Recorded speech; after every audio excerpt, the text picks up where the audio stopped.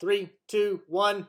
What's up, everybody? Welcome to my channel. My name is Dillon Huffman, and I've been wanting to start making YouTube videos for a long time, so I figured 2021 is almost here, so what better time than now to get started. The first thing that I want to talk about is myself. I live in North Carolina. I live in the mountains. I have a very thick southern accent, as you can tell, but that's okay. I love men's fashion and style, hairstyles, fitness, health, men's grooming. I love tech stuff. I love wrestling. I love country music. So I really just want to talk to you about anything and everything that comes to mind, whatever you guys want me to talk about. I used to be a television news anchor and reporter. I did that for 4 years. So this first video, I want to talk a little bit about what it takes to make a really, really good news anchor. Whenever I was doing news, people would ask me all the time, how do you do that? Or what makes that seem so natural? And it really is different person to person, but there are a couple of things that you can keep in mind if you are hoping to be a really good news anchor, so I wanted to hit on a few of those. The number one, and what I think is the most important, is being able to connect with your audience, right?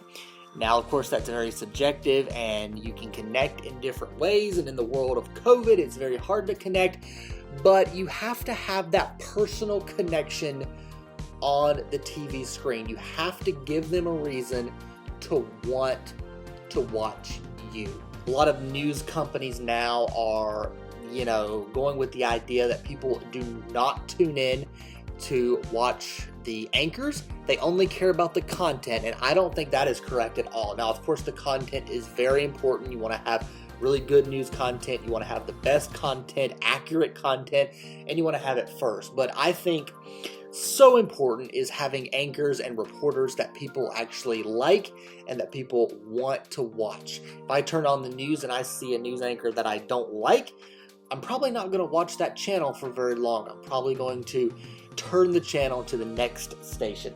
And a good way to connect with your audience is to have a really good following on social media. Be interactive on social media. So that's my tip number 2 of how to be a really good news anchor, is get really good at social media. I'm talking Facebook, Twitter, and Instagram.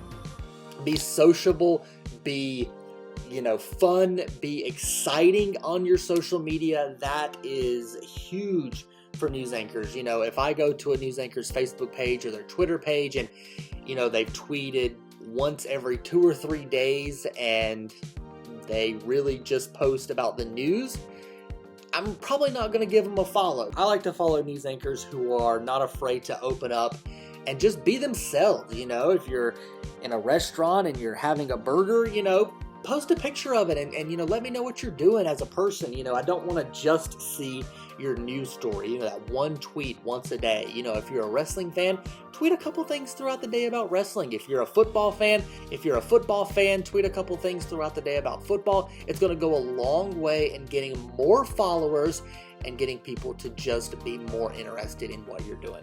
Tip number 3 of how to be a good anchor, and I think this probably is the most obvious, is have a really good speaking voice. Now, of course, that comes from me, who has a southern accent, but you really do have to be able to project.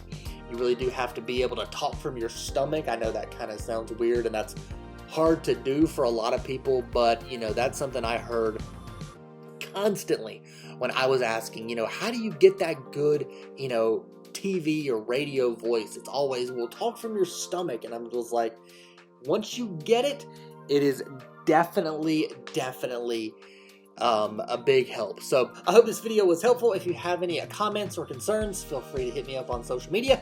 Don't forget to like, comment, and subscribe, and be on the lookout for more videos.